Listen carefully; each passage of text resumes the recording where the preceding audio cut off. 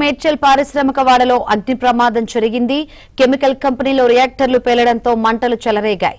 అగ్నిమాపక సిబ్బంది మంటలను అదుపు చేసేందుకు శ్రమిస్తున్నారు. అగ్ని ప్రమాదానికి సంబంధించి మరిన్ని డీటెయిల్స్ అందించేందుకు మా ప్రతినిధి ప్రవీణ్ సిద్ధంగా ఉన్నారు. ప్రవీణ్, మేడ్చల్లో పారిశ్రామిక వాడిలో భారీగా అగ్ని ప్రమాదం చోటు చేసుకుంది. ఒక కెమికల్ కంపెనీలో రియాక్టర్లు పేలడంతో భారీగా మంటలు వ్యాపించాయి. ప్రస్తుతం అయితే ఘటనా స్థలానికి చేరుకొని 2 ఫైర్ ఇంజన్లతో మంటలను అదుపు చేసే ప్రయత్నం చేస్తున్నారు. మరొక 3 ఫైర్ ఇంజన్లు ఇప్పటికే ఘటనా స్థలానికి చేరుకునేటువంటి పరిస్థితి ఉంది. అయితే ఈ మంటలు అయితే మాత్రం భారీగా వ్యాపించినటువంటి పరిస్థితి. ఎందుకంటే రియాక్టర్లు ఒక్కసారిగా పేలడం వల్ల ఈ ప్రమాదం జరిగింది అనేది ఒక ప్రాథమిక అంచనాకు వచ్చినప్పటికీ కూడా పూర్తి స్థాయిలో మంటలను అదుపు చేసేందుకు మరొక 2 గంటల సమయం పట్టేటువంటి అవకాశం ఉంటుంది.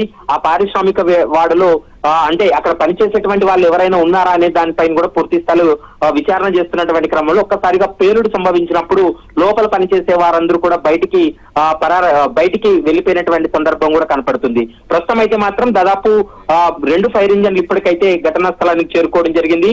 మరొక గంట నుంచి 2 గంటల సమయం పట్టే అవకాశం ఉంటుంది. ఎందుకంటే అదంతా కూడా కెమికల్ ఫ్యాక్టరీలో ఈ రియాక్టర్లు పేలడం వల్ల ఈ స్థాయిలో మంటలు కూడా వ్యాపించడం జరిగింది. అక్కడ ఉన్నటువంటి స్థానికులు కూడా కొంత భయాందోళన చెందినటువంటి పరిస్థితి.